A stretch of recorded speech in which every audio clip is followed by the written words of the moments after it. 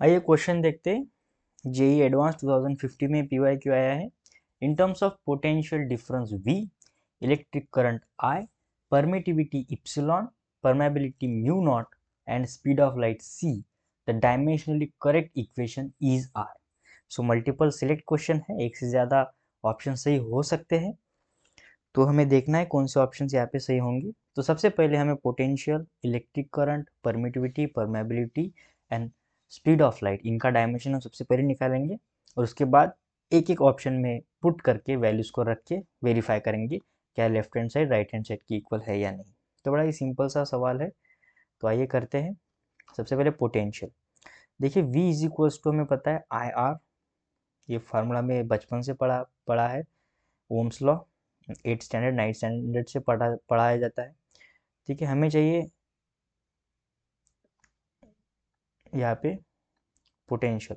तो आर का हमें डायमेंशन तो नहीं पता है रेजिस्टेंस का, तो आर के लिए जो रेजिस्टेंस के लिए आपको एक फार्मूला याद रखना चाहिए, वो होता है power is equals to current square into R. Resistance को फाइंड करने के लिए ढेर सारे फार्मूलेज है, पर ये फार्मूला सबसे कन्वीनियंट है, इजी है। ठीक है, सो यहाँ से आर इज इक्वल्स टू आ जाएगा पावर अपॉन करंट का स्क्वायर। तो पावर होता है work done upon time, current का स्क्वायर। तो ऐसे जो रेजिस्टेंस आ जाएगा, तो वर्क डन का जो डायमेंशन होता है वो एनर्जी के डायमेंशन की इक्वल होता है, 1 in mass 2 in length minus 2 in time. नीचे टाइम है तो 1 इन टाइम, करंट है तो 2 इन एम्पियर। तो यहाँ से रेजिस्टेंस आ जाएगा 1 in mass 2 in length minus 3 in time minus 2 in ampere.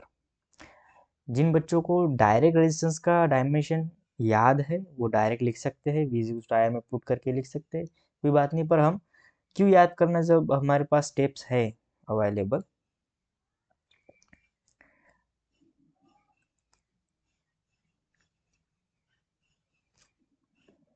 अब हम यहाँ पे V is equal to IR में ये रेजिस्टेंस का फार्मूला पुट करेंगे।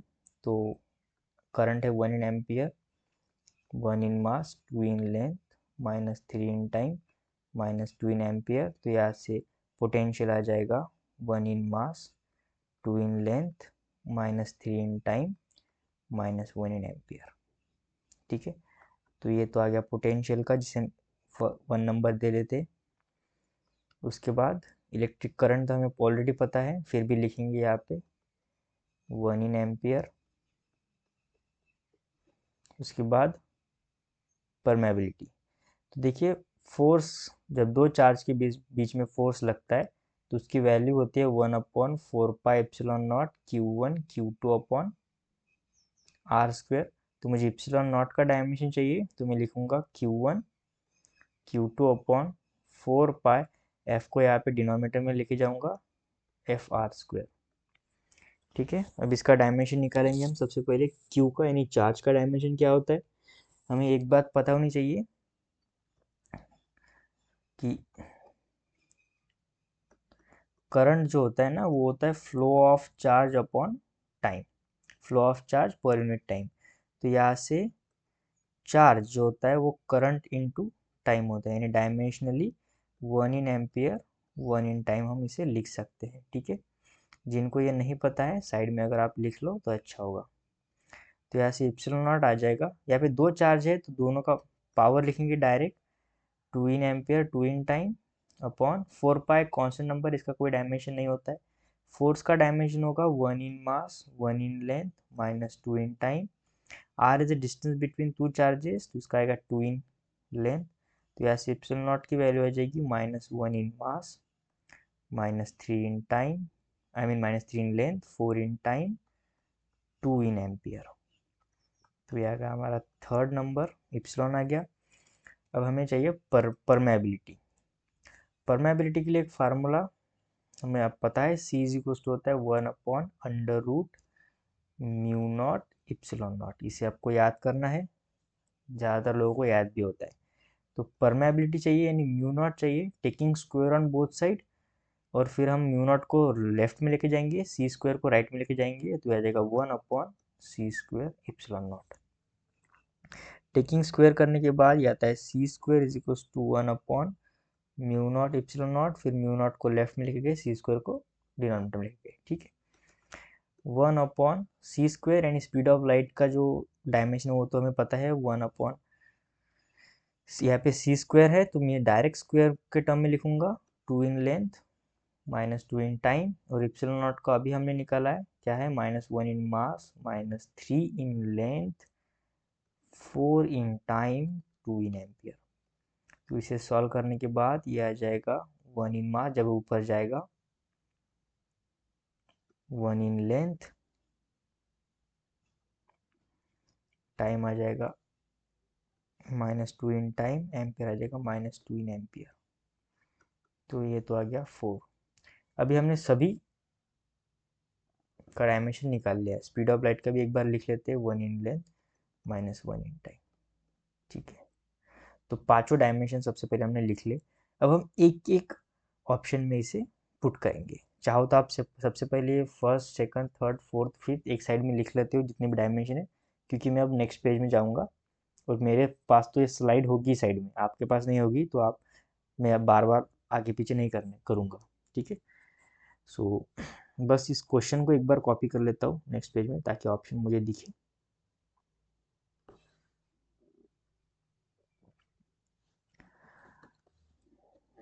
थोड़ा छोटा कर लेते हैं। सो ऑप्शन ए को देखते हैं सबसे पहले, क्या कर रहा है, म्यू नॉट। अब म्यू नॉट का डायमेंशन पुट करेंगे हम डायरेक्ट, क्योंकि हमने सभी ऑप्शंस को, सभी डायमेंशन को निकाल लिया है। एक बार फिर से दिखा लेते हैं स्लाइड, स्क्रीनशॉट ले लीजिए, 1 2 3 4 5 को साइड में लिख लीजिए, ठीक है। अब म्यू नॉट का डायमेंशन यहाँ पे पुट करो, 1 in mass 1 in length -2 in time -2 in ampere, फिर आई स्क्वायर है तो 2 in ampere is equals to, यहाँ पे ई नहीं है, यहाँ पे इप्सिलॉन है, ठीक है। यहाँ पे थोड़ी सी मिस्टेक हुई है टाइपिंग, इप्सिलॉन। सो यहाँ पे इप्सिलॉन की जगह जो इप्सिलॉन का डायमेंशन है वो पुट करना है, तो जाएगा -1 in mass -3 in length 4 in time 2 in ampere. अब इसे वेरीफाई करेंगे क्या सही में आ रहा है ये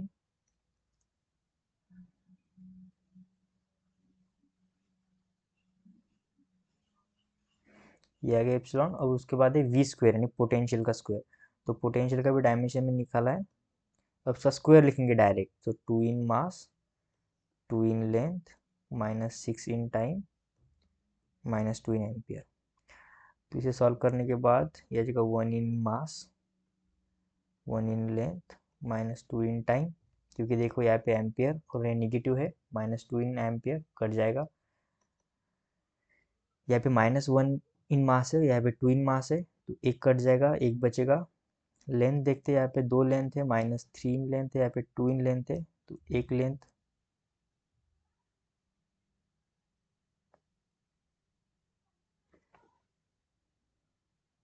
यहाँ पे 4 इन लेंथ है, ठीक है। पावर कर रहे हैं हम,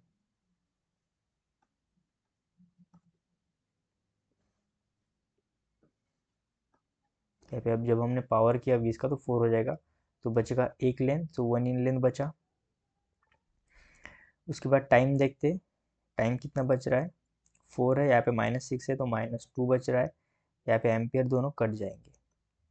तो देखिए मैच कर रहा है, लेफ्ट हैंड से राइट हैंड साइड से मैच कर रहा है। सो ऑप्शन ए यहाँ पे राइट आंसर होगा। पर ये एम एस क्यू है तो ऑप्शन बी भी हमें चेक करना है।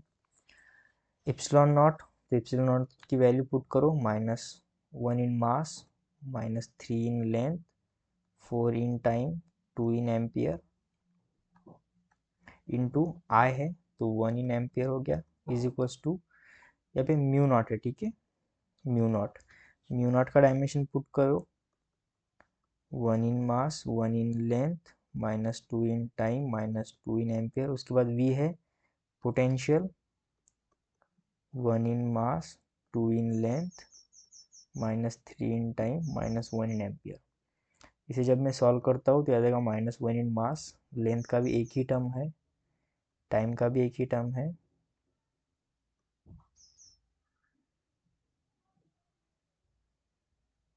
वही आ जाएगा 3 इन एम्पियर। यहाँ पे आ जाएगा 2 इन मास 1 1 है, ऐड हो जाएगा लेंथ, लेंथ के साथ यहाँ पे ऐड हो जाएगा 3 इन लेंथ,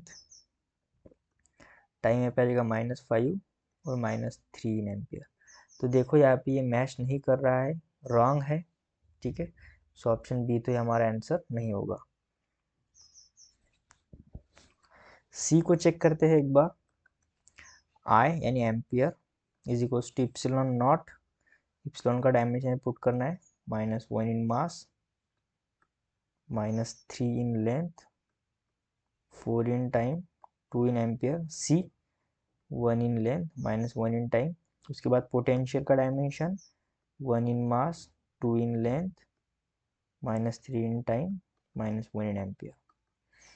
देखो ये मास तो मास से कट जाएगा, यहाँ पे 2, ये भी एक लेंथ है, यहाँ पे 2 यानी 3 इन लेंथ, और यहाँ पे -3 इन लेंथ है, कट गया। टाइम देखो यहाँ पे -3 टाइम, यहाँ पे -1 इन टाइम, मतलब -4 हो गया, और ये 4 इन टाइम कट गया। उसके बाद देखो यहाँ पे -1 इन एम्पियर, यहाँ पे 2 इन एम्पियर, तो एक कटेगा, एक बचेगा, सो 1 एम्पियर बचा। तो left hand side right hand side से मैच कर रहा है, तो ये सी ऑप्शन होगा। अब डी देखते हैं, क्या डी भी सही है या रॉन्ग है। इप्सिलॉन नॉट, तो इसे छोटा कर लेते हैं एक बार, ताकि थोड़ी जगह बन जाए हमारे लिए।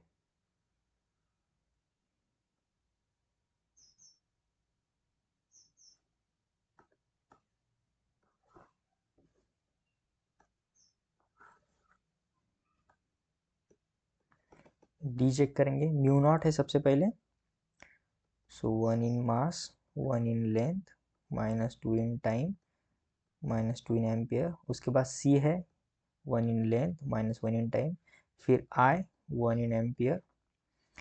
इप्सिलॉन नॉट है -1 in mass, -3 in length, 4 in time, 2 in ampere, और फिर है वी यानी potential 1 in mass, 2 in length, -3 in time, -1 in ampere.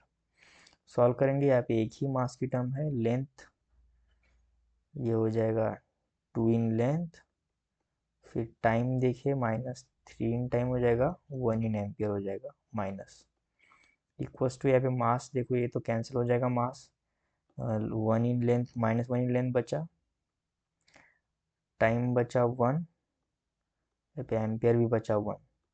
देखिए बिल्कुल मैच नहीं कर रहा है left hand side right hand side से, सो बस ऑप्शन डी भी रॉन्ग होगा। Option A and option C जो है वो हमारा राइट आंसर होगा। सो आई होप आपको क्वेश्चन अच्छा लगा होगा। प्रैक्टिस से ही ऐसे क्वेश्चंस पॉसिबल हो सकते हैं। A and C are the right answer of the questions.